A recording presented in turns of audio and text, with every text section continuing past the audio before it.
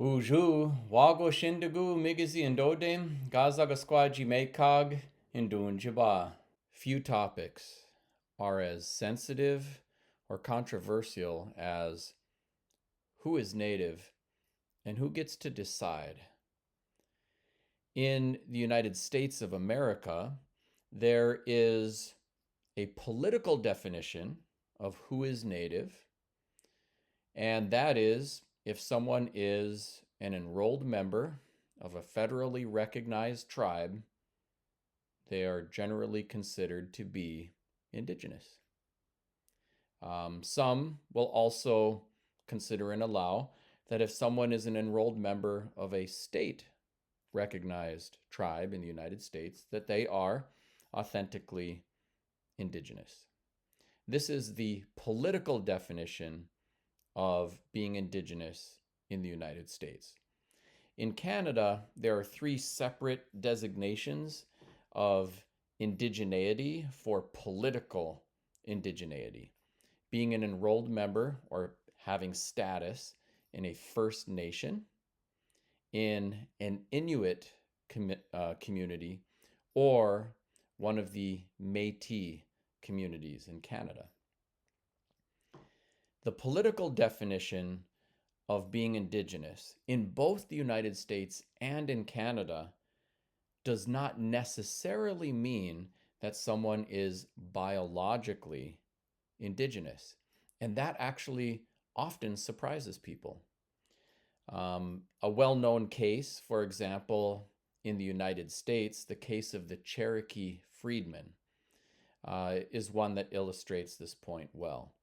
In 2017, the Cherokee Nation Supreme Court ruled that the descendants of Black slaves who were kept as slaves by members of the Cherokee Nation, that their descendants must be afforded citizenship in the Cherokee Nation as a matter of justice. As a result, even though that ruling may have some controversy both internally and externally to the Cherokee Nation, that is beside the point, orthogonal to what I'm sharing here. The point is that there are tribal members who are not biologically indigenous. And it is also true for other indigenous communities in the United States, either from a historical grandfathering in or through some other means, may not have biological indigenous ancestry, but are considered citizens of those native nations. In Canada, it's even more common that someone who is not biologically indigenous may have status as a member of a First Nation Inuit community or Métis community. That's happened in a variety of ways. For a long time, there was a legal system in Canada that allowed white men who married Native women and moved on reserve to receive status as members of a First Nation, but also forbade Native women who had married white men and moved off reservation to retain their status as members of a First Nation. Now, that is something that has been addressed, the exclusion of people who were First Nations members more recently, but they did not purge the roles of anyone who was not biologically indigenous. So there are still white people who are members of First Nations. There are some who have been, through a series of generations, members of First Nations. If a white man married a Native woman, brought stepchildren who became First Nations members, who then married white people who had kids and were continued to be members of First Nations. There's been a long history of that. The Métis population in Canada also is one that is racially diverse. Most Métis people do have, ancestors who were indigenous to Canada long before any, Columbus. But it has been a kind of racial and cultural melting pot. And there is quite a bit of French blood, Scottish blood, English blood, as well as Cree, Ojibwe, and other groups that have all been mixed together. And because those populations and just the accidents of, love, marriage, birth, and so forth, it's quite conceivable that some percent of the Métis population is not biologically Indigenous as well, even though Métis communities are formally designated as Indigenous communities. And I'm not saying that they should not be. But the end result is that in both the United States and Canada, being politically Indigenous is not the same as being biologically Indigenous. Being biologically Indigenous is a whole nother matter. In the United States, most of the tribes require a proven percentage of blood from that particular tribe. For most of the tribes, it is proving that at least 25% of your blood comes from that particular tribe. Some tribes, like the St. Croix Ojibwe in Wisconsin, actually require 50%, and some have gone to lineal descent. The Red Cliff Band of Ojibwe in Wisconsin comes to mind, Cherokee Nation, Muskogee Creek, and others. And as a result, when you look at the criteria for political citizenry in a native nation, there are many people who are biologically Indigenous, but do not meet the appropriate level of blood quantum in order to be enrolled. Sometimes there are people who are full-bloods, but have 4 grandparents each from a different tribal community. They would be 100% biologically Indigenous, but only 25% on a particular tribal role. And if they marry someone from a different tribe, or someone who's non-Indigenous, their children would not be eligible for enrollment in that particular tribe. Some tribes have said we'll accept blood from anywhere. That's been a relatively new thing in terms of constitutional reform and tribal enrollment criteria that has been addressed by some tribes, but for the most part, that is not the case. And as a result, there are lots of people who are biologically Indigenous who are not eligible for tribal enrollment. There are some people who are not biologically Indigenous who are eligible for tribal enrollment. While both of those criteria, the political definition of indigeneity and the biological one, are objective. You can even take a DNA test to verify the presence of Indigenous blood that was here pre-Columbus.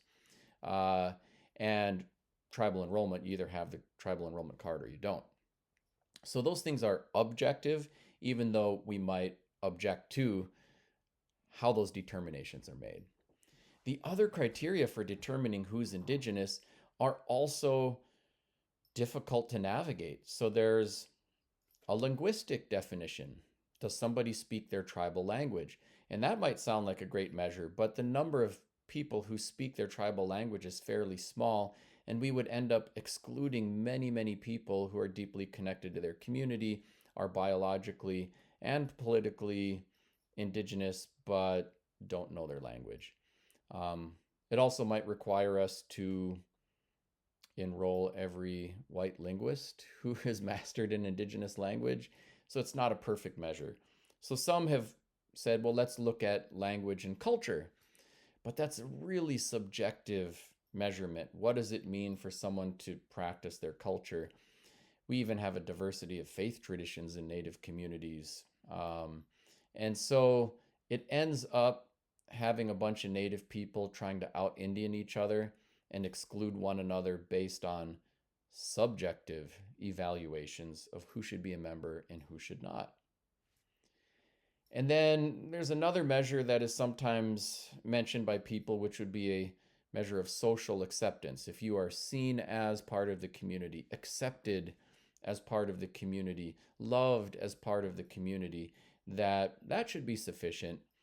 And there too, you run into issues of subjectivity, because since the 1950s, with the efforts to relocate Native populations out of Indigenous communities to urban areas, what if you're third generation living in an urban area and you feel very indigenous. Your consciousness, culture, language, you know, tribal enrollment are all speaking to your indigeneity, but at the same time, you haven't been within that particular community.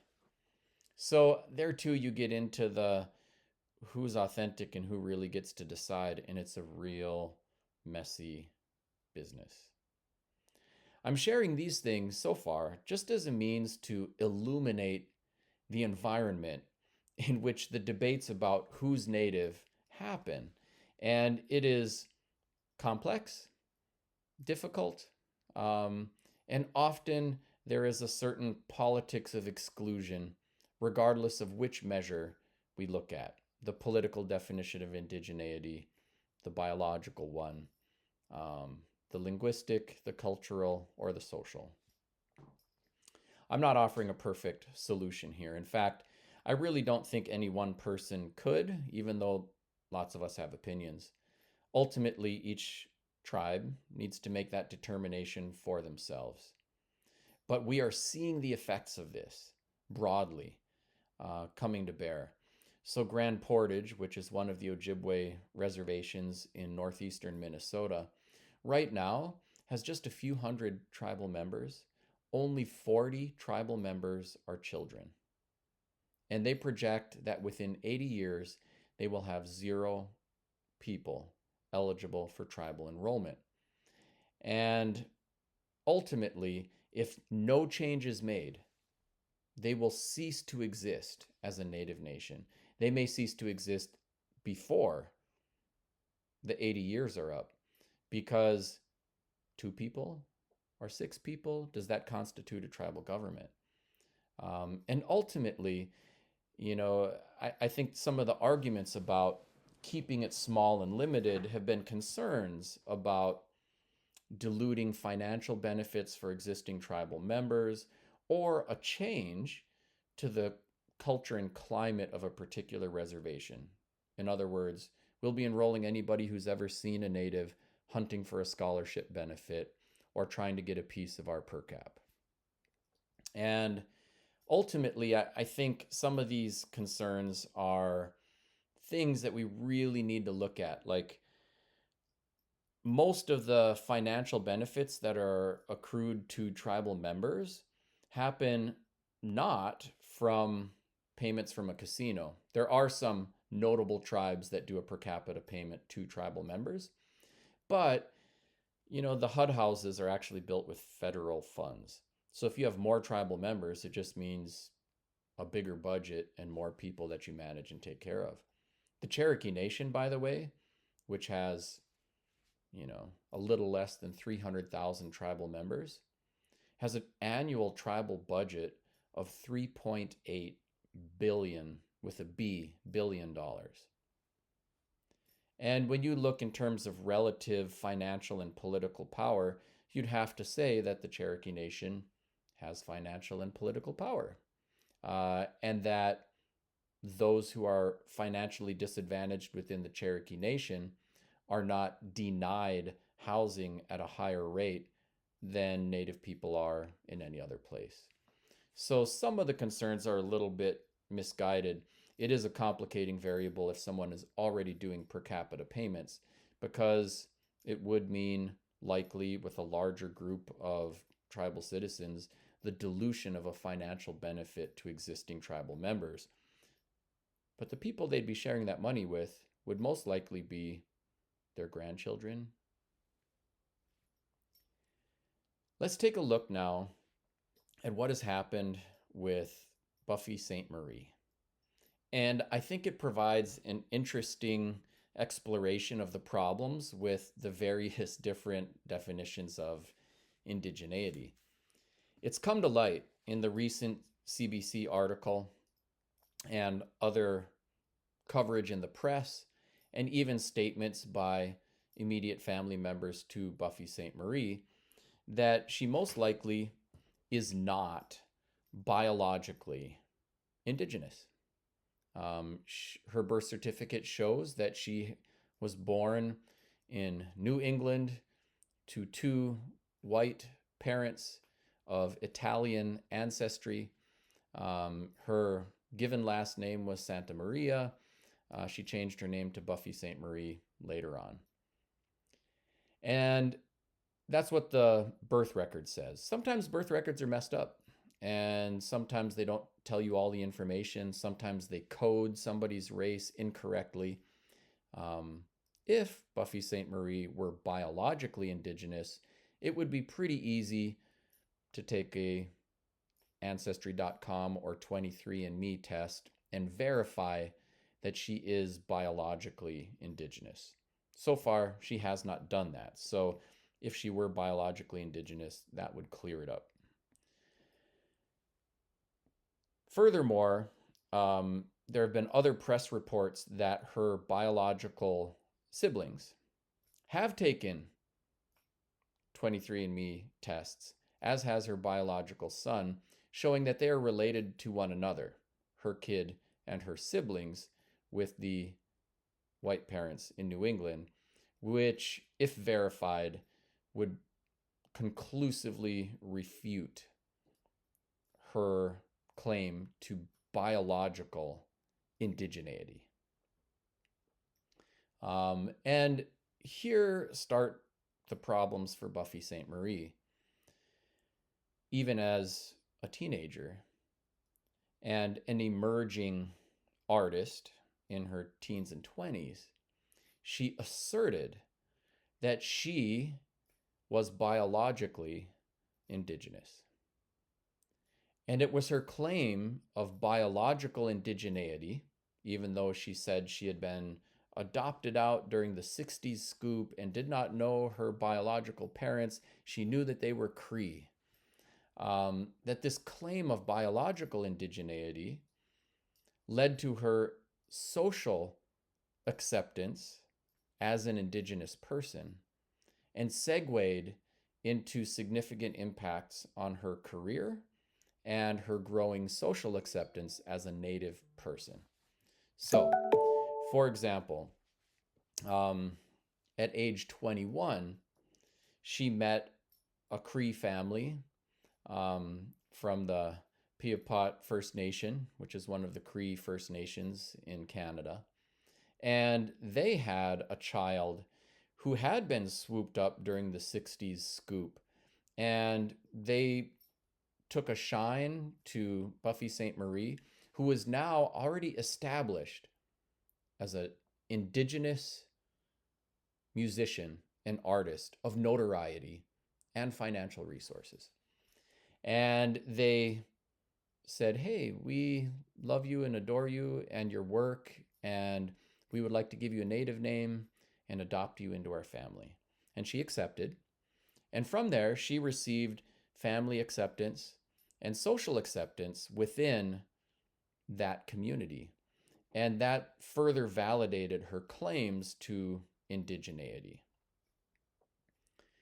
And throughout this time, and up until the present, Buffy Sainte-Marie has asserted her biological indigeneity and her adoption into this Cree family as authenticating sources of her indigeneity,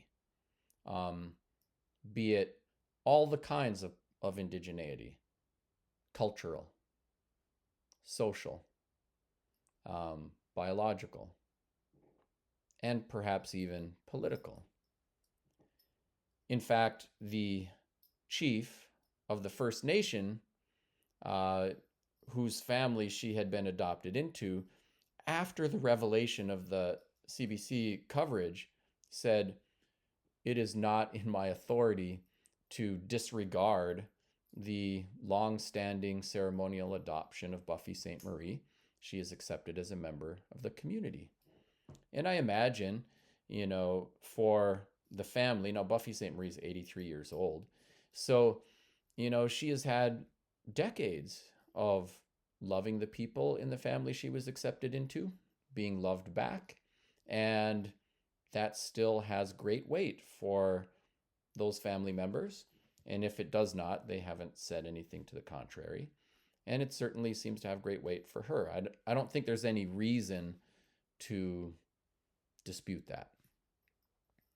But the facts remain that she was not only not transparent, but she actually lied about her biological indigeneity and used that to leverage attention, career advancement, and so forth.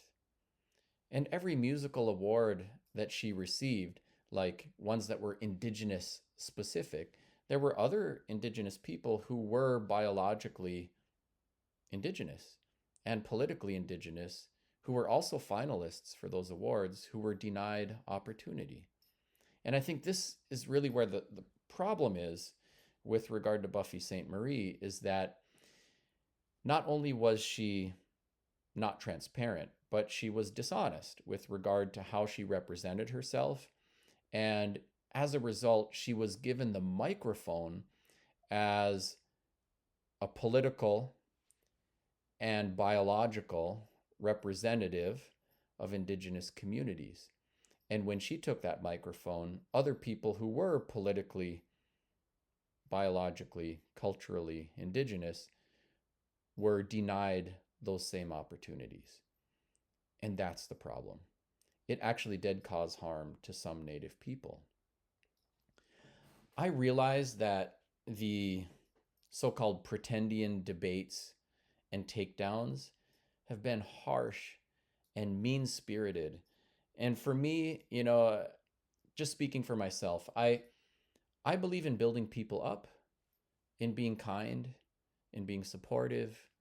I realize that so many of our people have been adopted and fostered out of our communities, and that we should be welcoming to those who want to restore their connections, and that the political definition of indigeneity is so limiting that it limits people who are biologically, culturally, and socially Indigenous from inclusion in their Native communities. And I see that as problematic. I know some others do not.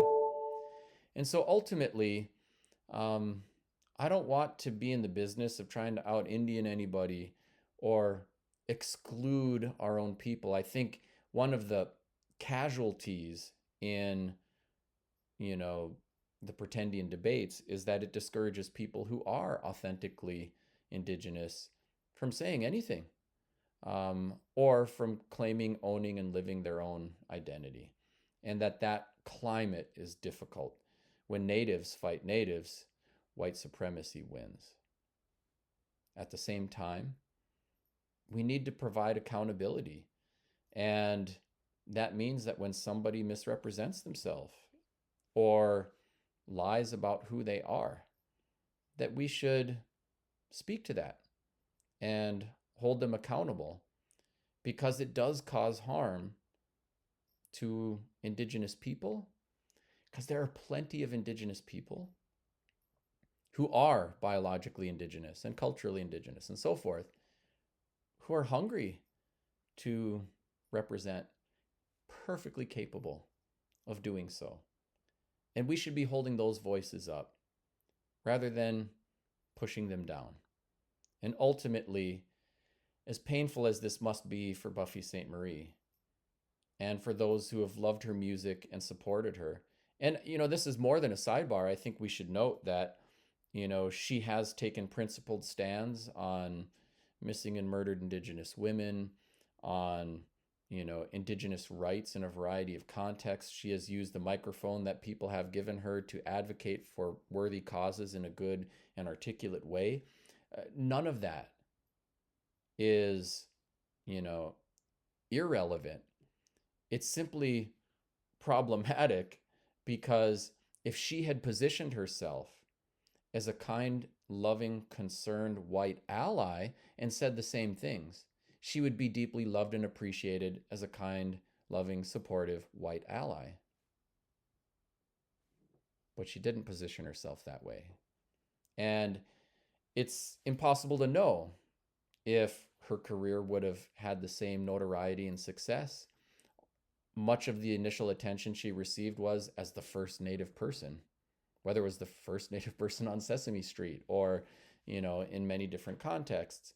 And the attention that she received even from early artists like Elvis, Johnny Cash, and so forth, Joni Mitchell, that would she have gotten the same attention if she did not assert a biological indigeneity that she did not have? And that's the question. Ultimately, as we sort these things out, I just encourage everybody, those who are holding Buffy Sainte-Marie accountable for misrepresentation, which needs to happen, and those who just adore her music and principled stand on the issues, to really think about who should represent us, how should we grapple with the various different dimensions to Indigenous identity so that we can move forward and recalibrate our definitions of indigeneity in ways that are of, by, and for Indigenous people rather than of, by, and for the colonial regime designed to have us breed ourselves out of existence. And at the same time, to hold ourselves and one another accountable to those values and to honesty. Miigwech. Thanks for watching today. I'm Anton Treuer. Let's keep in touch.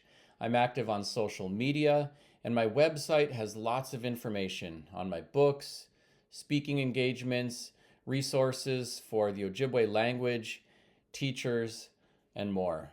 Miigwech.